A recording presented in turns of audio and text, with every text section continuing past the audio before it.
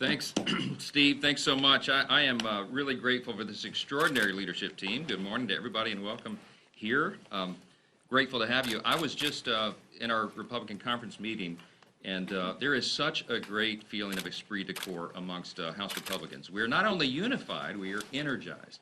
And part of the reason for that is that our members were allowed to go home for the weekend and do some district work, and everyone met with constituents. Most everyone got to go home at least for a couple of days. And they came back with reports, glowing reports about the sentiment that is felt out in the grassroots amongst the American people, and not just amongst Republicans, but amongst all Americans.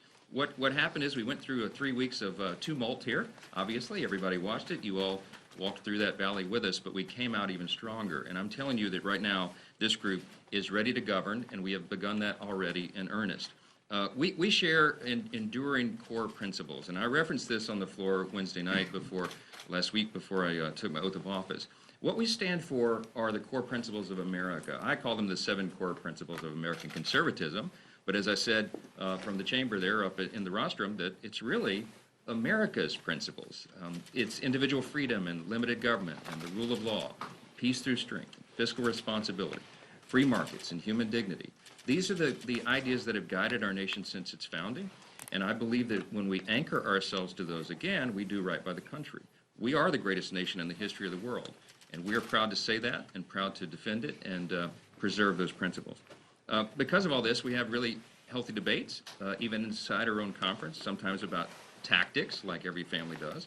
But during a perilous time at home and abroad, we are united, and we're united in our pursuit of very clear objectives. We want to rein in reckless spending. We want to reduce inflation. And of course, right out of the blocks here, as has been noted, we're going to support our close friend and ally, Israel. Let me explain a few of these things, and then we'll take some questions. So on appropriations, we want Americans' voices to be heard in Washington. That's what the Republicans here in the House are dedicated to. And that's why we're restoring regular order. We're finishing our appropriations process, and we're doing this in a way that is very transparent.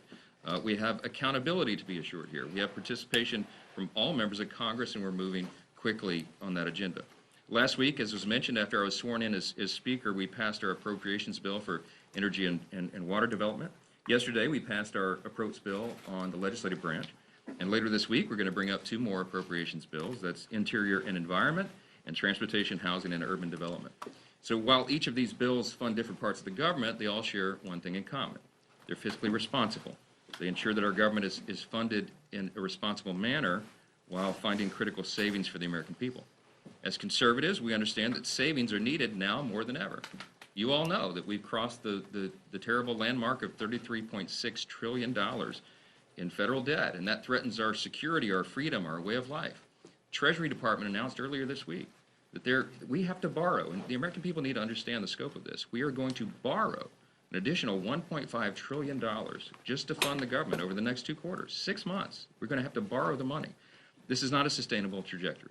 And so what's happening is the effect on the American people has been really devastating. You have a record high inflation. It's causing real pain for hardworking American families. It's leaving their futures uncertain. Families are having to make very tough, life-altering decisions because the cost of living is too high. Meanwhile, the skyrocketing interest rates are quickly turning the American dream into a mirage for millions of Americans. We feel that acutely here. And that's why House Republicans will not stop until we get this job done. We're on pace now to have 8 of our 12 appropriations bills passed by fly-out tomorrow, as you heard. And we'll be right back here over the next 2 weeks to finish the job. If you need a reminder, that's 8 more appropriations bills passed than the Democrat-led Senate, which has passed, as of today, 0 appropriations bills. We're doing our job, and we hope and expect that they'll do the same. Regarding Israel, while House Republicans are leading on approps, we're also leading the charge to support our cherished friend.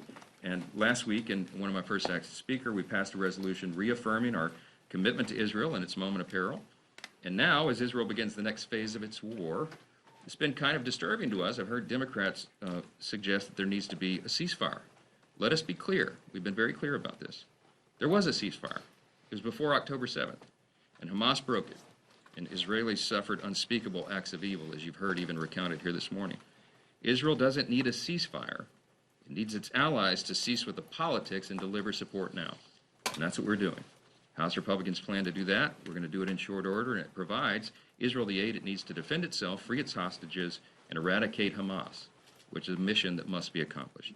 All of this, while we also work to ensure responsible spending and reduce the size of the federal government to pay for that commitment to our friend and ally. We cannot waste any time getting Israel the aid it needs. We're going to work on that. We'll take a few questions. Speaker Johnson. Speaker Johnson.